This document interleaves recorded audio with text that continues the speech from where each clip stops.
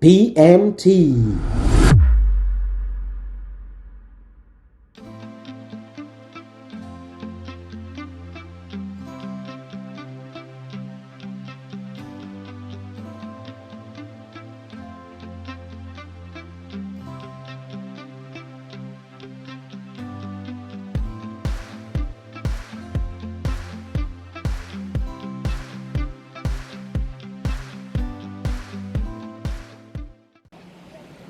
La Martinique est belle et c'est dans cet écrin de beauté que nous nous retrouvons encore une fois pour notre émission Révèle-moi en extérieur. Le thème du jour, que vois-tu?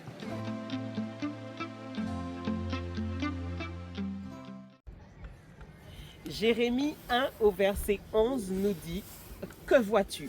Et Jérémie répond à l'Éternel, je vois une branche d'amandier. Il y a voir et voir, il y a voir et percevoir. Il existe la vue physique et la vue spirituelle. Parfois, notre réalité est en total désaccord avec la parole que nous avons reçue du Seigneur.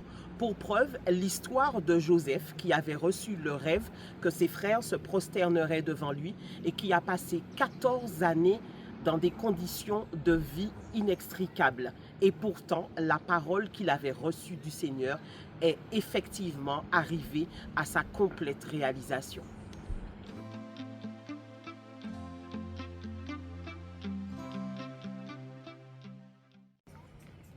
Bonjour Alain. Bonjour Sandra, bonjour à ceux qui nous regardent. Voilà. Aujourd'hui, c'est ceux qui nous regardent, c'est pas ceux qui nous écoutent. Alors, nous allons commencer notre première partie avec Josué et Caleb, l'histoire de Josué et Caleb. Donc, juste avant de faire la lecture du passage, nous allons replacer un petit peu l'histoire dans son contexte.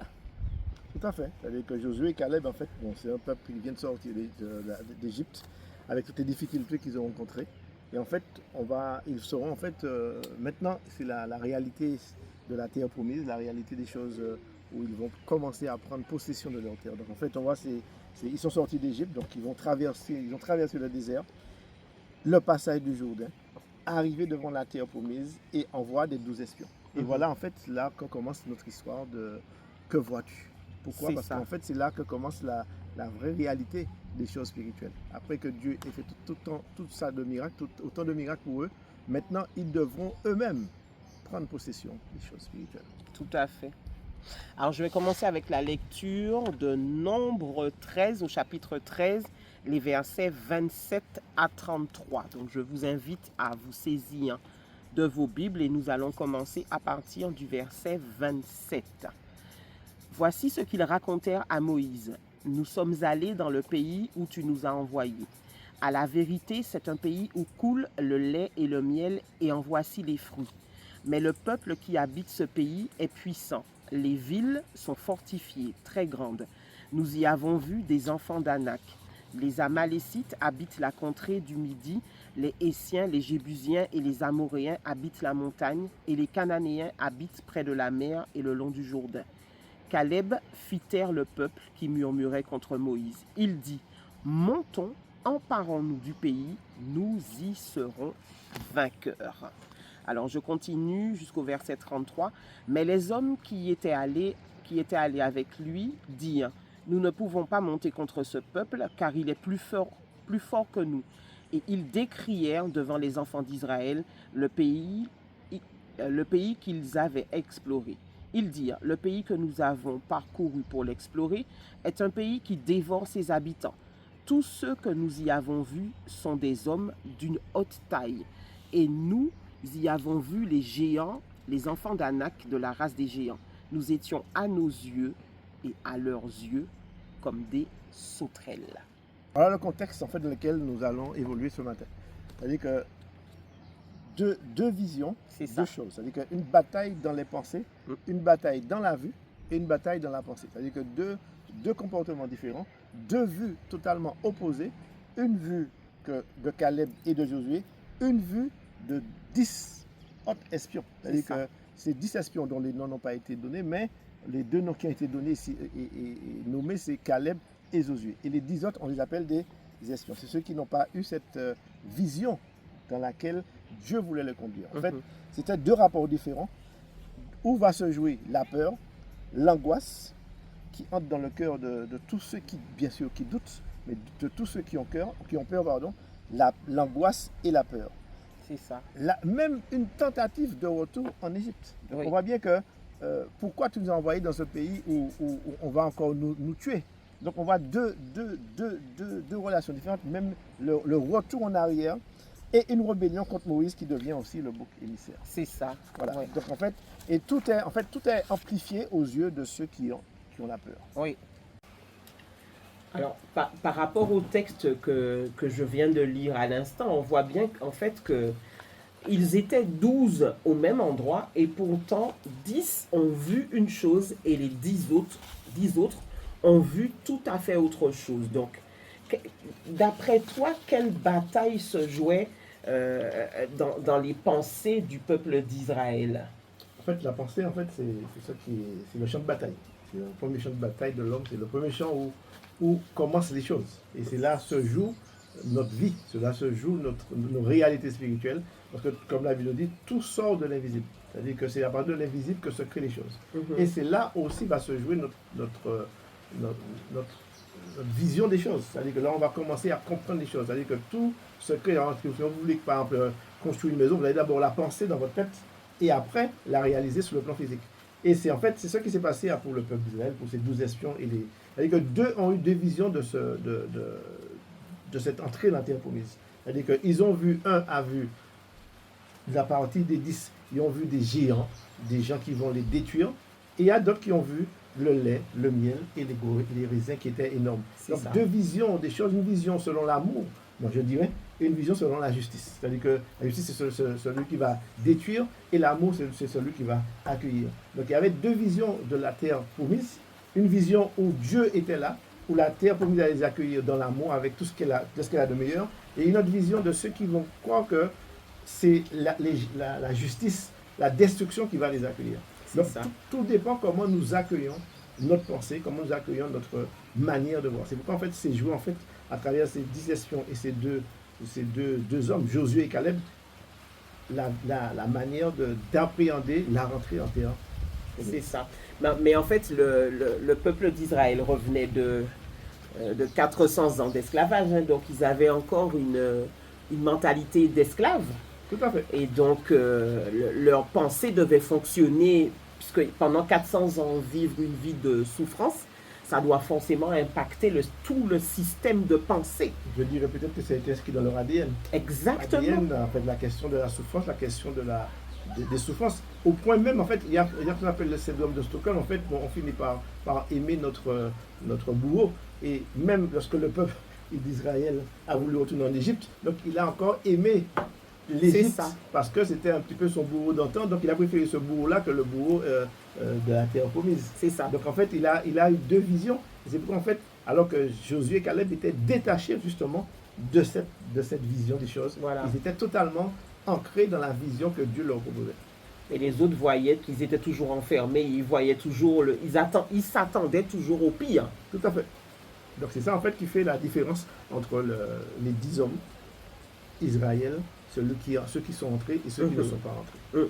Et on voit bien comment leur esprit a déformé la réalité. En fait, tout était grossi à leurs yeux. J'ai l'impression que dans les 2 visions, il y avait une vision où la bénédiction était grossie et il y avait une autre vision où ce qui était mauvais était grossi, parce que le verset nous dit, nous voyons que eux, ils se voyaient comme des sauterelles à côté d'eux, mais ils se voyaient. Voilà. Ça ne veut pas forcément dire que c'était vrai. C'est la réalité. Voilà. Nous voyons en fait comment nous voyons devant une situation. C'est ça. En fait, c'est notre pensée. Donc c'est dans leur pensée qu'était le problème. C'est comment nous voyons, comment vous voyez devant une situation. Est-ce que vous voyez petit ou grand? C'est ça. Dominant ou dominé. En fait, c'était ça en fait le rapport de force qui existait. La perception des choses et comment vous voyez devant une situation. Et si vous voyez faible, petit Et désormais, certainement, vous allez faire un retour en arrière vers le plus difficile. Alors, si vous voyez grand, puissant avec Dieu, quel problème? Vous serez vainqueur. Vous serez vainqueur. Et c'est là où on voit que véritablement, c'est ce qu'on pense qui arrive en fait. Tout à fait, c'est ce qu'on pense. Voilà. C'est-à-dire qu'il y a un verset qui dit ça, en fait, c'est que c'est l'objet, c'est ce que vous pensez que vous voyez. Moi, je ne sais pas le verset exact. Oui. En fait, il dit que c'est ce que vous pensez, c'est ce que vous croyez qui vous arrive. Tout à fait. Voilà. Donc, en Tout fait, à fait. On va rechercher après. Mais en fait, quand vous pensez quelque chose, quand vous croyez quelque chose, c'est ce qui vous arrive. Donc vous avez peur, donc la peur va vous atteindre. Vous avez la foi, donc la foi aussi va agir. D'accord? Tout à fait. Tout se joue dans le monde spirituel. On va chercher tout à l'heure le verset qui parle dans Hébreux 11 tout à l'heure pour bien comprendre la vision des choses spirituelles. Amen. Nombre 14 à partir du verset 7 nous dit: le pays que nous avons parcouru est un très bon pays. Si l'Éternel nous est favorable, il nous mènera dans ce pays et nous le donnera. C'est un pays où coule le lait et le miel. Donc ça, c'est la vision un peu plus en détail de Josué et de Caleb. Voilà ce qu'ils voyaient. Un pays où coule le lait et le miel, un pays favorable si l'Éternel nous y mène. Donc, comme tu disais tout à l'heure, Josué et Caleb voyaient l'amour de Dieu, ils voyaient l'abondance, ils voyaient l'énormité des fruits apparemment. Ils voyaient les bienfaits de Dieu, ils voyaient la bonne terre et puis ils avaient conscience surtout que Dieu était à leur côté. Donc c'était vraiment une vision spirituelle en fait. Leur vue était complètement ouverte par rapport aux 10 espions. Et ils croyaient en la présence de Dieu à leur côté. C'est-à-dire que surtout ça. C'est-à-dire qu'ils croyaient que si Dieu nous est favorable, nous irons et nous prendrons ce pays. C'est ça. Nous entrerons et nous prendrons possession de ce pays. C'est ça. Et comme Dieu était favorable, parce que c'est Dieu qui leur a dit d'aller, d'envoyer des espions, c'est pour voir comment aborder la question de la prise de la terre promise. Et nous voyons que ces deux hommes-là ont eu la bonne vision de Dieu. Ils ont eu le regard que Dieu avait sur le pays. C'est ça. Et donc, ils ont pu y aller avec foi. C'est ce qu'on avait appelé la vue spirituelle. Oui. Et donc, comme ils étaient appuyés sur la parole. Ils n'étaient même pas appuyés sur ce qu'ils voyaient. La parole transformait leur vision et la parole les faisait agir et voir d'une autre manière. Exactement. Leur confiance en Dieu. Voilà, en fait, c'est pourquoi en fait que c'est ce qu'on appelle la vue spirituelle. C'est-à-dire qu'il y a deux manières de voir, soit la vue physique, nous voyons en fait la réalité telle qu'elle est, avec toutes les difficultés que ça amène, et la vision spirituelle avec toutes les solutions que ça amène. C'est ça. C'est-à-dire que la vue physique amène les difficultés, mais la vue spirituelle amène les solutions. C'est pourquoi en fait dans 2 Rois 6 au verset 16, il nous est dit... Oui, pour l'histoire d'Élisée. Effectivement, ça fait penser à l'histoire d'Élisée, le témoignage que tu es en train de donner, l'histoire d'Élisée, effectivement. Dans 2 Rois 6 au verset 16, Élisée répond: n'aie pas peur, ceux qui sont avec nous sont plus nombreux que ceux qui sont avec eux. Dans cette histoire-là, c'est exactement la même chose, hein, 2 vues différentes. Élisée qui commence à prendre, le serviteur d'Élisée qui commence à prendre peur, et puis Élisée demande simplement que ses yeux soient ouverts, et c'est à ce moment-là que le serviteur d'Élisée se rend compte que il y a des chars qui sont extrêmement nombreux et qui sont du côté du prophète et de son serviteur. Mais il fallait pour cela que ses yeux soient ouverts. Donc ça passe aussi par la prière, parce que la Bible nous dit qu'Élisée prie en disant: Seigneur, ouvre les yeux de mon serviteur pour qu'il voit clair. C'est en ça. fait, il y a aussi la prière, c'est-à-dire que priez toujours lorsque vous êtes en difficulté, demandez à Dieu de vous ouvrir les yeux. Et c'est alors que Dieu vous ouvrira les yeux pour comprendre la situation. Et lorsqu'il a ouvert les yeux, il a vu que la réalité de toute la montagne, la réalité spirituelle, il a vu que toute la montagne était remplie d'une armée et qui pouvait combattre. Qui était en leur faveur. Voilà. Alors, j'aime bien quand vous allez lire à la maison la suite de ce texte-là, dans 2 Rois 6, à partir du verset 16, et vous allez continuer jusqu'au verset 23, il me semble. Vous allez voir que le prophète, il faudrait peut-être le lire là maintenant, 2 Rois 6, du verset 18 à 23. le prophète, il demande à un moment donné, il y a les espions, en fait, les personnes qui sont chargées de venir le tuer parce que sa vie était en danger. Et il demande à Dieu de leur fermer la vue. Alors, des gens qui voient viennent le chercher là où il est, ils tombent sur lui, mais comme il a prié pour demander à Dieu de leur fermer les yeux, donc ils ont les yeux complètement fermés, ils ne se rendent même pas compte qu'en face d'eux, il y a l'homme qu'ils veulent mettre à mort. Ensuite, l'histoire nous apprend que finalement, il conduit ces gens-là à l'intérieur de la ville et c'est à ce moment-là, il demande à Dieu de leur réouvrir les yeux et c'est à ce moment-là qu'ils se rendent compte qu'ils sont en terrain ennemi, en terrain miné complètement. Mais c'est là où on voit les deux types de vues, la vue physique et la vue spirituelle. Et je dirais que la vue spirituelle, elle est au-delà, au-delà de la vue physique. Donc, je vais lire avec vous 2 Rois 6 à partir du verset 18 et on va aller jusqu'au verset 23. Les Syriens descendirent vers Élisée. Il adressa alors cette prière à l'Éternel. Daigne frapper d'aveuglement cette nation. Et l'Éternel les frappa d'aveuglement selon la parole d'Élisée. Élisée leur dit, ce n'est pas ici le chemin et ce n'est pas ici la ville. Suivez-moi et je vous conduirai vers l'homme que vous cherchez. Et il les conduisit à Samarie. Lorsqu'ils furent entrés dans Samarie, Élisée dit, Éternel, ouvre les yeux de ces gens pour qu'ils voient. Et l'Éternel ouvrit les yeux et ils virent qu'ils étaient au milieu de Samarie. Le roi d'Israël, en les voyant, dit à Élisée, frapperai-je? Frapperai-je, mon père? Tu ne frapperas point, répondit Élisée. Est-ce que tu frappes ceux que tu fais prisonniers avec ton épée et avec ton arc? Donne-leur du pain et de l'eau afin qu'ils mangent et boivent et qu'ils s'en aillent ensuite vers leur maître. Le roi d'Israël leur fit servir un grand repas et ils mangèrent et burent. Puis il les renvoya et ils s'en allèrent vers leur maître. Et les troupes des Syriens ne revinrent plus sur le territoire d'Israël. C'est une histoire merveilleuse. Et Dieu a une sacrée méthode. Et un sacré mot. Oui. Donc, on voit les ennemis qui viennent, ils viennent tuer Élisée.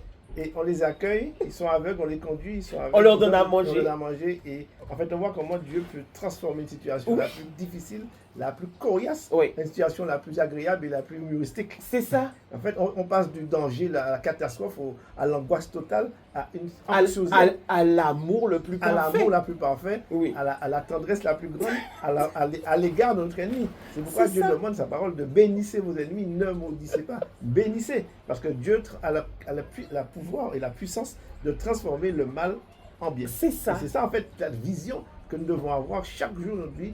Croire que Dieu peut transformer le mal et transformer la situation la plus difficile, la plus coriace, la plus anxiogène qu'il soit, en situation la plus humoristique que possible. C'est ça. Non, les méthodes de Dieu, parfois, elles nous surprennent. Là, il a combattu les ennemis par l'amour. Donnez-leur à manger, nourrissez-les, accueillez-les, et puis vous les renvoyez chez vous. Et puis à la fin, le verset nous dit qu'ils n'ont plus touché aux Israélites. Voilà, et en fait, c'est ça que Josué, sans faire la guerre. Et ça que Josué avait, pour revenir un petit peu là-dessus, Josué et Caleb, ils avaient la vision de l'amour. Et les 10 autres avaient la vision de la justice, la vision de la difficulté. Et qui dit qu'en fait, justice dit voir un peuple plus fort, on est plus petit, et on voit qu'ils vont nous juger et ils vont nous tuer. C'est ça. Alors que Caleb et Josué avaient la vision de l'amour, ils avaient la vision de la gloire de Dieu dans cette histoire. C'est ça. L'amour est une puissance. Voilà. En fait. L'amour est une puissance. Donc des fois, en face de la guerre, il faut déposer l'amour et la bienveillance. Exactement. Aimer son prochain comme soi-même. Voilà. Alors, il y a ce que nous voyons versus ce que Dieu dit. Il y a la réalité naturelle versus la réalité spirituelle. Dans 2 Corinthiens 5 au verset 7, on entend « Car nous marchons par la foi et non par la vue ». Dans 2 Corinthiens 4 au verset 18, parce que nous regardons non point aux choses visibles, mais à celles qui sont invisibles. Donc, c'est tout un programme. Marcher par la vue terrestre ou marcher par la foi. Alors, ça me rappelle une histoire que j'ai vécue au niveau de l'école. Nous avons, bon, pour la petite histoire, certains doivent connaître ce témoignage, d'autres ne le connaissent pas forcément. En fait, j'étais enseignante et directrice à l'Éducation nationale jusqu'à ce que le Seigneur me demande de quitter mon travail, de démissionner pour pouvoir ouvrir une école. Donc, marchant, alors je mets un petit disclaimer, je ne vous ai jamais dit que Dieu vous a dit de quitter votre travail. Pour pouvoir être accoutumé à sa voix, il faut marcher avec lui pendant un certain temps avant qu'il vous demande de tels sacrifices. Donc, ne prenez pas ça pour... il ne demande pas forcément à tout le monde de quitter leur travail. Donc, j'ai obéi à sa voix puisque j'avais l'habitude de l'entendre. Cela faisait une trentaine d'années que je marchais avec lui et je démissionne de mon poste et on trouve le local pour ouvrir l'école. Et puis, on démarre les inscriptions. Pas d'inscription, aucune inscription. Je suis partie sur sa parole, sur la parole qu'il avait donnée. On fait tout un mois, nous sommes présents tous les matins. Aucune inscription. Le ciel est d'airain, le ciel est fermé. Alors, au bout d'un moment, nous sommes faits de chair et j'en parle à Alain et il me dit les conditions ne sont pas réunies, on va perdre de l'argent puisqu'il y a quand même une location qui est en train de courir et donc si on regarde la réalité qui est en face de nous, il faut stopper tout maintenant. Mais ça c'est parce que Dieu avait dit. Alors, le jour en question, c'était le désespoir le plus total. Finalement, à 11h, il y a un parent qui arrive, quelqu'un que j'avais déjà vu une semaine à l'avance, mais je ne savais pas l'impact des paroles que j'avais prononcées sur sa vie. Je ne savais pas l'effet qu'il y avait eu chez elle. Et elle arrive et elle me dit, ça fait une semaine que je vous ai vu, ça fait une semaine que vous m'avez parlé, et ça fait une semaine que ma famille et moi, nous sommes sur un petit nuage. Mais à ce moment-là, mes yeux étaient complètement empêchés de voir parce qu'il y avait trop de souffrance, trop de douleur. Et donc, elle a inscrit son enfant, c'était la première inscription, l'enfant était inscrite. Et puis, elle est repartie. On était tellement désespérés qu'on est passé voir une amie à la radio pour intercéder, pour prier un peu. Alors, nous intercédons. Et puis, à la fin du moment de prière, je lui demande, est-ce que tu as reçu quelque chose? Elle me dit, oui, j'ai reçu, je suis le Dieu d'Abraham, d'Isaac et de Jacob. Et moi, je dis, mais moi, j'ai rien reçu. Mais j'étais en colère. Donc, j'étais pas trop en mesure de recevoir quoi que ce soit parce qu'à cette période-là, je devais être au même stade que Jonas quand il était irrité sous le ricin. C'était Sandra. Parce que je ne comprenais pas que Dieu m'ait demandé un tel sacrifice et puis que au pied du mur, que ce soit comme ça. Et puis, on finit par quitter la radio, elle me raccompagne, l'animatrice me raccompagne jusqu'en bas.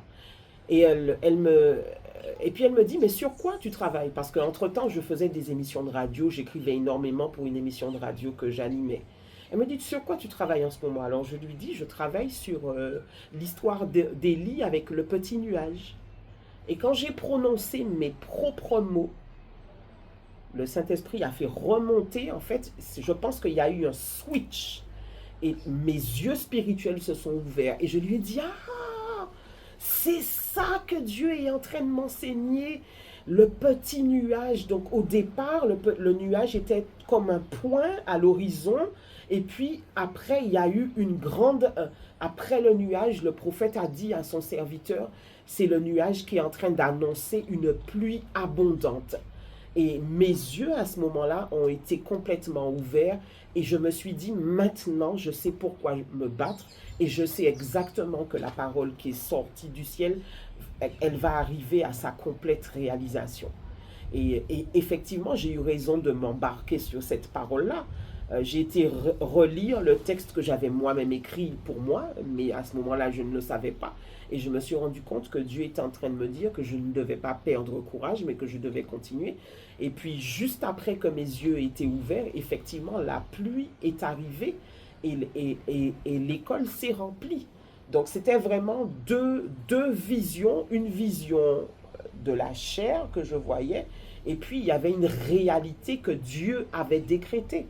Et tout à l'heure, tu disais que toute réalité naturelle commence d'abord par une réalité spirituelle qu'on ne voit pas.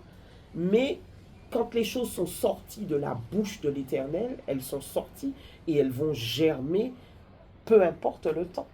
Elles arriveront à échéance. Donc, deux réalités. Tout à fait. Voilà. Et ça, en fait, tu l'as sorti, ce que tu dis là, dans Hébreux 11 au verset 3. C'est par la foi que nous reconnaissons que l'univers a été formé par la parole de Dieu, en sorte que ce qu'on voit n'a pas été fait de choses visibles. C'est ça. Donc, en fait, vous pouvez lire également pour Hébreux 11, qui parle de la foi. Donc, c'est des choses visibles qu'on voit, ont été d'abord créées par des choses invisibles. C'est ça. C'est ça, en fait, que nous devrions essayer de faire, vous et nous-mêmes, et de voir les choses spirituelles. C'est-à-dire de comprendre la réalité spirituelle qui se joue derrière chaque action. C'est-à-dire que la Bible nous dit que nous n'avons pas été contre la chair et le sang, mais contre les autorités et dominations. C'est-à-dire que dans toute situation que nous vivons, demandons à Dieu, prions pas, bon, on va prier peut-être 2 heures de temps, on va jeûner et prier, mais si nous n'avons pas compris ce qui se passe spirituellement, nous allons jeûner et prier sans pouvoir comprendre la réalité spirituelle. C'est ça. Prions, d'accord, mais aussi demandons à Dieu de nous ouvrir les yeux comme Élisée l'a fait pour son serviteur. Tout à fait. Qu'il puisse voir tous les chars et l'armée qui était derrière lui. Donc, toutes les situations que nous vivons, et c'est pourquoi en fait, à ce moment-là, nous pouvons entrer et prendre. C'est-à-dire que nous allons entrer et prendre, parce que qu'est-ce que Sandra a expliqué à l'instant, c'est qu'à partir du moment qu'elle a compris la vision, que les écailles sont tombées de ses yeux, elle est entrée et elle a pris. Et qu'est-ce qu'elle a pris? Elle a pris toutes les inscriptions qui sont venues dans la semaine. Et je crois que l'école s'est ouverte avec peut-être 22 élèves. Oui. Pour une première année, beaucoup de jeunes ne font peut-être 5 élèves. Ils démarrent à 5 ans. Mais là, 22 élèves la première année, ça veut dire que c'était une moisson abondante. Exact. Donc, elle est entrée, elle a appris parce que la parole est tombée, les écailles sont tombées des yeux, elle a vu, donc elle n'a plus eu de doute sur la réalité de son école. C'est ça. Je suis partie sur la parole, comme Jean 9 au verset 25 nous dit, j'étais aveugle, maintenant je vois. C'est une fois que j'ai vu la réalité spirituelle, à ce moment-là, j'ai dit, bon ben ok, maintenant je sais pourquoi je dois me battre. On va y aller, Dieu a déposé une parole. Et j'avais une conviction profonde, elle était indémontable. Il n'y avait rien qui pouvait enlever cette conviction que j'avais. Voilà. Et je crois que c'est ça en fait que Caleb a dit au peuple, dans Nombre 13, verset 30, Caleb fit taire le peuple, c'est-à-dire que fait taire quoi? C'est-à-dire que éteignez vos pensées, faites taire tout ce que vous pensez de charnel. Voilà. Combattez contre ces pensées-là. D'abord, le combat que vous menez, c'est le combat dans votre propre pensée. C'est ça. Pas contre l'ennemi, mais c'est dans vous-même. Les pensées mauvaises qui viennent vous assaillir, qui viennent vous détruire. Et 2 choses en fait que Dieu n'aime pas, en fait, Dieu a dans l'Ancien Testament, c'est les murmures et les idoles. C'est-à-dire que Dieu a horreur des murmures et des idoles. Et la Bible nous dit que justement dans Nombre 13, le peuple murmurait contre Moïse et il dit, montons, emparons-nous du pays et nous y serons vainqueurs. C'est ça. Et les murmures étaient scotchés ce peuple. Les murmures étaient en train de créer une défaillance totale dans la vision des choses de ces hommes-là. Et tout le peuple, la majeure partie du peuple a suivi ces 10 espions parce qu'ils étaient 10. Donc, la majorité l'a emporté alors que la réalité c'était que les deux avaient raison. C'est eux qui avaient raison. Les deux avaient raison. Alors que la majorité a suivi 10 hommes. Ils disent, bon, comme ils sont 10 à dire ça, vous dites là, vous êtes deux là en train de dire quelque chose, mais on ne vous croit pas. C'est ça. Alors qu'ils avaient totalement raison. Pendant que tu parles, ça me fait penser à... Il y a aussi une autre histoire dans la Bible où le personnage est entré, il a fallu qu'il se lève par rapport à la parole de l'Éternel, parce que c'était la même chose pour moi. J'ai dû me lever par rapport à la parole et j'ai dû m'aligner à la parole. Et si vous prenez l'histoire de la reine Nathalie, on en a déjà parlé dans un podcast, je ne sais plus lequel. Dans 2 Rois 11, vous allez lire l'intégralité de l'histoire de la reine Nathalie. Pour la petite histoire, la reine Nathalie, c'était la mère elle faisait partie de la royauté. Et Dieu avait fait un serment à David. Il avait dit à David qu'il aurait toujours un serviteur, un descendant mâle sur le trône. Et puis, le serment était tellement fort qu'on trouve en quelque part qu'il avait dit, si le soleil continue de se lever, la lune continue de se lever, je jure par moi-même qu'en fait, il y aura toujours un serviteur mâle. Et puis, Athalie sort de je ne sais où, elle décide, il y a eu le décès du roi d'Israël de l'époque, et elle décide de tuer tous les enfants qui sont susceptibles d'accéder à la royauté. Elle dit, elle va tous les tuer, et puis elle va récupérer le trône. Et figurez-vous que pendant 6 ans, elle récupère le trône et elle règne pendant 6 ans. Heureusement, il y a des gens qui ont réussi à cacher un enfant, un potentiel roi. Et puis elle règne pendant 6 ans jusqu'au jour où il y a quelqu'un qui dit non, on va faire respecter la parole. Et c'est Yehoyada qui se lève. Et puis il met tout en place une stratégie et il décide de démettre la reine Athalie, cette usurpatrice, de ses fonctions. Et finalement, on la tue et c'est la parole de l'Éternel qui était sortie au premier abord qui revient à sa complète réalisation sur la terre. Et donc c'est ça, il y a des fois où ce que Dieu a dit, c'est ce qui doit être fait et pas autre chose. Mais il y a des fois où nous sommes obligés de nous lever, de rentrer et de prendre. Ouais. Donc, entrons, après avoir vu, entrons et prenons ce que Dieu a promis pour nous. C'est ça. Il a mis en place pour nous. Forcément, nous passons à côté de beaucoup de bénédictions parce que nous doutons. Il y a le doute qui arrive, il y a les souffrances, il y a les difficultés qui arrivent et nous oublions et puis nous perdons, on peut dire. Et puis on se laisse voler parce qu'il ne faut pas oublier que l'ennemi, son rôle, il est venu pour dérober, égorger et détruire. Donc, si on le laisse faire, s'ils avaient laissé la reine Athalie faire, eh ben, jusqu'à présent, si elle était vivante, elle serait encore sur le trône. Tout à fait. Tout à fait. Donc, l'ennemi est dans son bon droit hein, quand il vient, qu'il dérobe. Mais la question est, allons-nous le laisser faire? Voilà. Vas-tu le laisser faire? Le laisser prendre possession de tes bienfaits, de tes bénédictions. De tes bénédictions. Quand on voit ce qui s'est passé, par exemple, quand Daniel il était en train de prier, puis la Bible nous explique un petit peu ce qui se passait dans la bataille qu'il y avait de 21 jours dans le ciel, la réponse, elle est partie le jour même où il a ouvert la bouche, et puis il y a eu bataille dans le ciel avec la réponse. Il y a un ange amenait la réponse, et un autre ange se dressait devant lui pour empêcher que la réponse arrive. Et c'est par le jeûne et la prière que finalement un archange est arrivé et qu'il a remporté la victoire. Donc nous avons vraiment de quoi entrer et prendre. Amen. C'est vrai qu'il nous faut faire attention à ce que nous mettons à l'intérieur de nos pensées. Je sais que maintenant, avec toute la modernité et puis l'intelligence artificielle, on pense à notre place et puis on nous dit comment il faut penser et comment il faut agir. Et il y a des fois, il y a un verset de la Bible qui dit de ne pas nous appuyer sur notre propre manière de penser, mais de nous appuyer sur l'intelligence du Seigneur. Donc il y a des fois où nous avons besoin que notre intelligence soit complètement renouvelée. Voilà. C'est ça. Et c'est ça en fait, je disais, de s'appuyer sur l'intelligence du Seigneur. Mais l'homme veut que nous appuyions sur l'intelligence artificielle maintenant, pour penser pour nous. C'est-à-dire que maintenant, même dans les élèves, ils ont fait un devoir de philo, ils vont directement sur l'intelligence artificielle qui fait le texte. C'est ça. Qui prépare qui réfléchit à leur place. Et je crois que ça, c'est un danger énorme parce que ça nous empêche d'être réalistes. De laisser l'Esprit de Dieu nous envahir. C'est ça. Et de plus en plus, nous voyons en fait c'est un conditionnement. C'est un conditionnement pour nous empêcher de réfléchir. Et je crois que l'ennemi utilise aussi cette méthode pour nous empêcher d'être dans la vie spirituelle totale. Il veut remplacer cette vie spirituelle par une vie artificielle, virtuelle, voilà, qui ne nous mènera à rien. Alors que si nous laissons Dieu et l'Esprit de Dieu nous conduire, eh bien, nous allons aller directement dans la vie spirituelle, dans la réalité spirituelle, et nous pourrons entrer et prendre.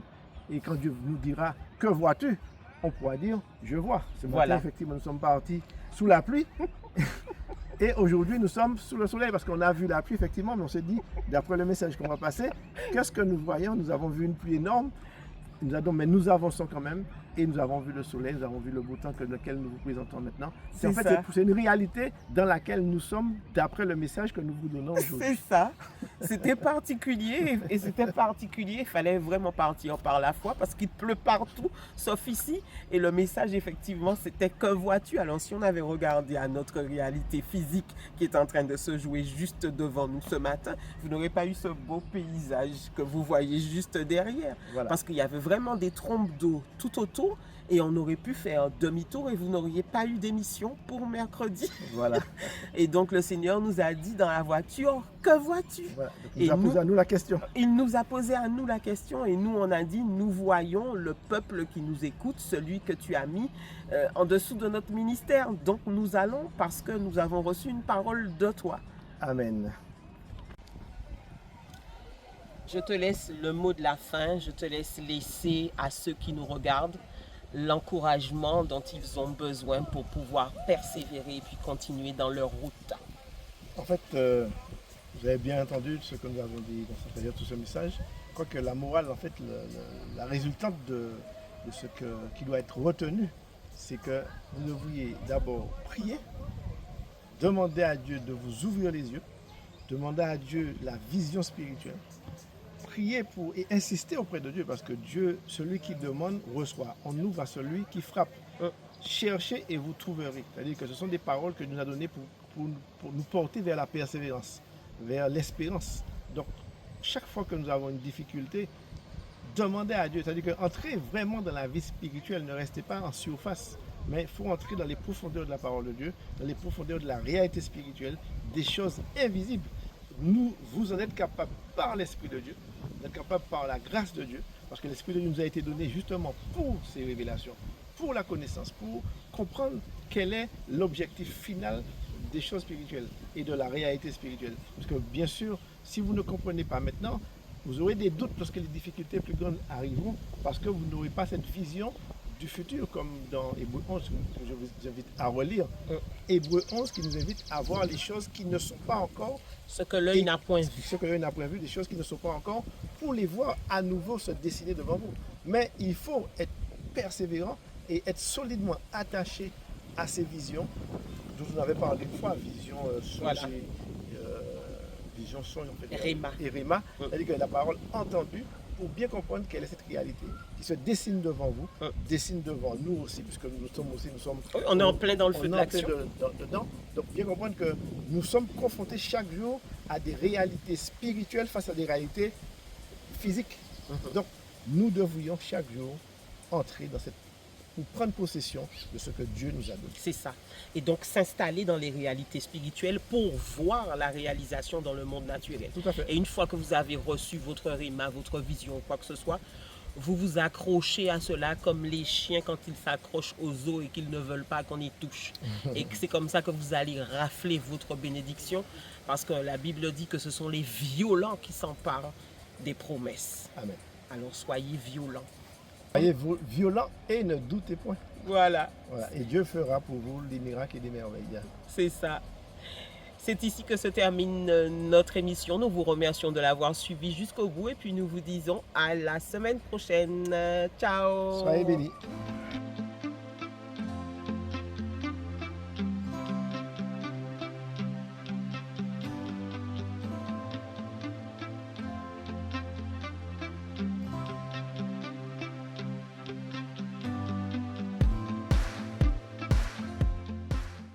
Pour paraphraser Élisée, avant de conclure, combien sont-ils? 10 000. Combien sommes-nous? 1000. Nous avons la victoire.